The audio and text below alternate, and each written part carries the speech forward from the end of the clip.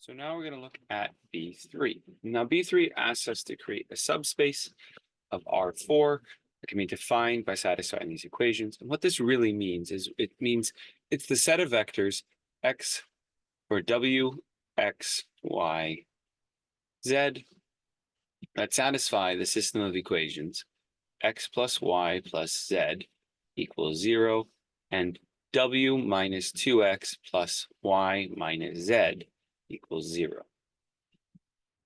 And if we convert this to an augmented matrix, we can solve this efficiently. 1, 0, 1, 1, 1, 0, 1, minus 2, 1, minus 1, 0. Select our pivot column, but now we need to swap. So R2 swaps with R1, giving us 1, minus 2, 1, minus 1, 0, 0, 1, 1, 1, 0. This point, we now zero out the column, and look, lo and behold, it's already zeroed out. So we're done with the first row. We move on to the second row. We pick our pivot entry. Awesome. We turn it to a 1. Awesome. We put it in the right spot. Awesome. So now we take row 1, add to row 2, put it into row 1, giving us 1, 0, 3, 1, 0, 0, 1, 1, 1, 0. And now we convert this back to a system of equations. W plus 3y plus z equals 0, and x plus y plus z equals 0. And now we have two equations, we have two types of variables. We have our basic variables, which is w and x, which we can get from here. And we have our free variables, which are y and z. And we have our general solution vector, which was w, x, y, and z. And these are my vectors v, which are in w. V equals w, x, y, and z. But now we're going to let our free variables be free. So let y equal s, which is in the real numbers, because if we scroll up, oh, they're in the complex numbers.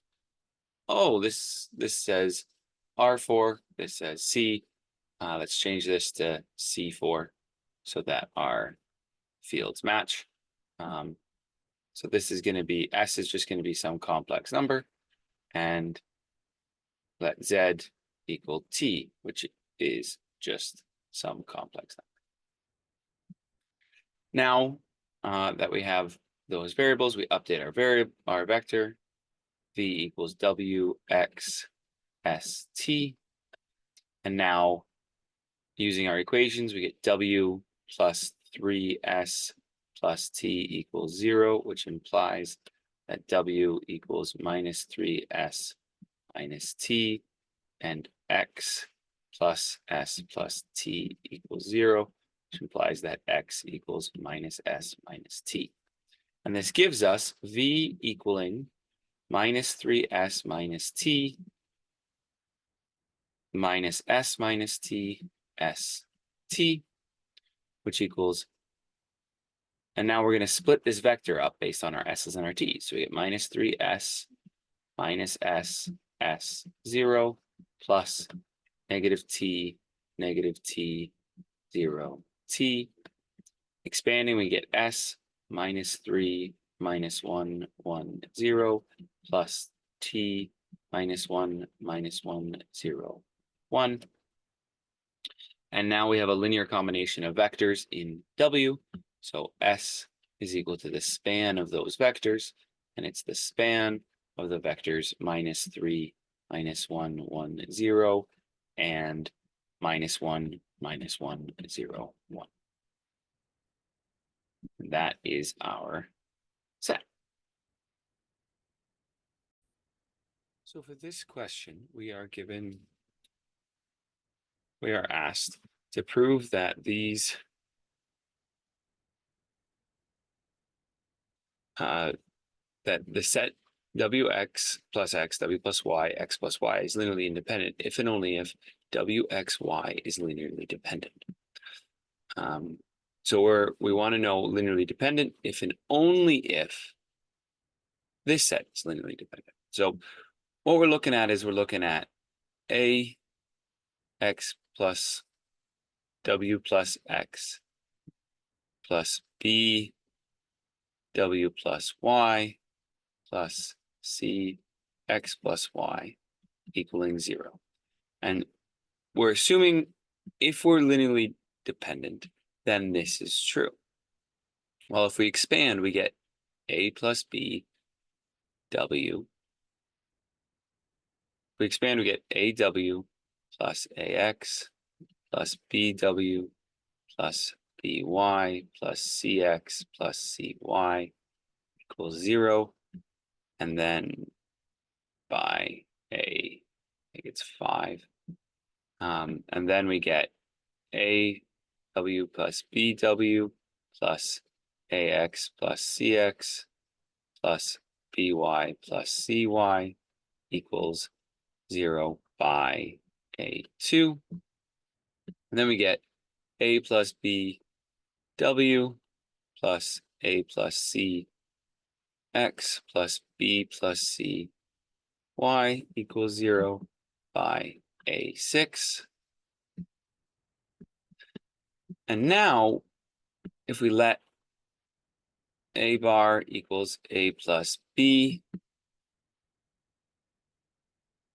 b bar equal a plus c, and c bar equal b plus c.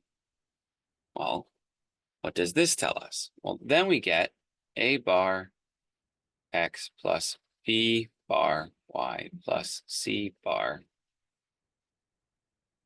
or w, sorry,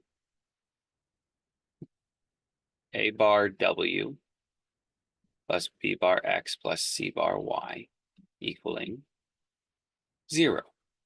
Okay.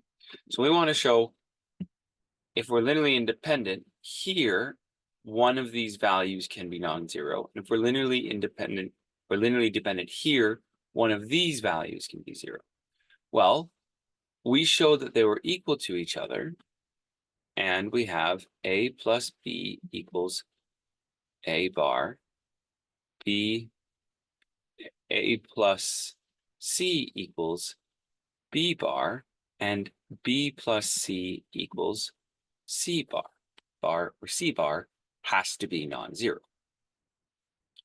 So let's let a not equal 0. Then if a bar equals 0, b equals negative a. If b bar equals 0, then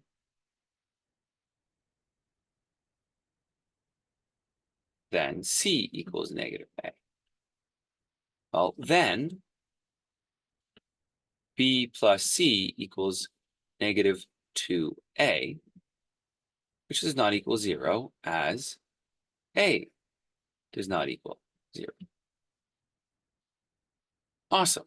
So if we have an element that doesn't equal 0, and we could pick any of those elements, a or b or c, then we see that one of our elements, c bar in this case, has to be non-zero under our assumptions. So w x y has to be not linearly dependent. So we have shown if linearly dependent, then linearly dependent.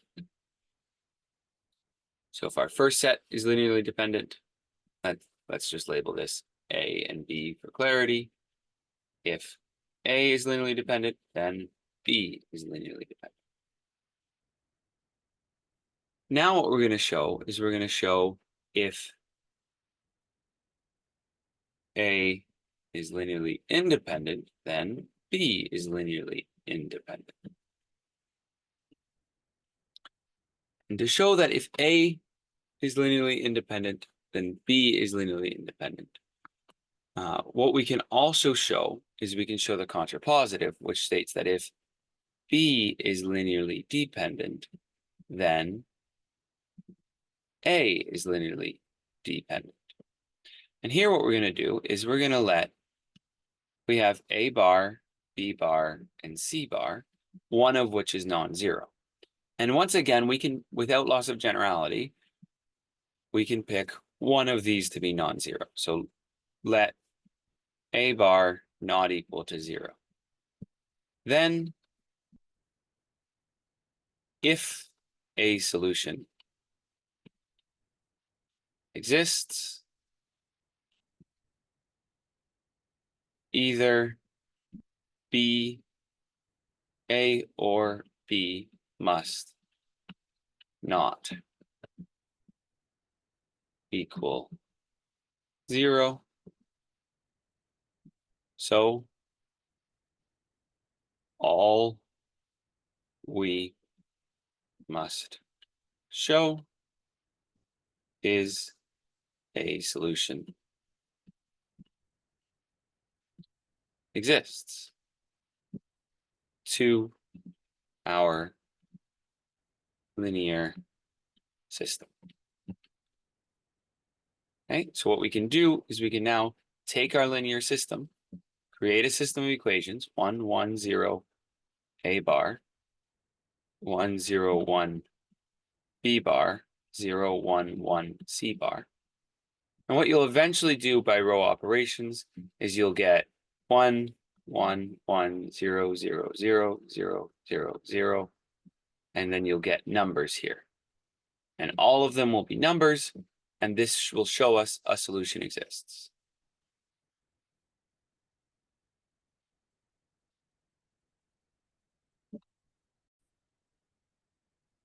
Thus, we can conclude that if our set B is linearly dependent, then our set A will have a linear combination where one of the coefficients is non-zero, that is equal to 0.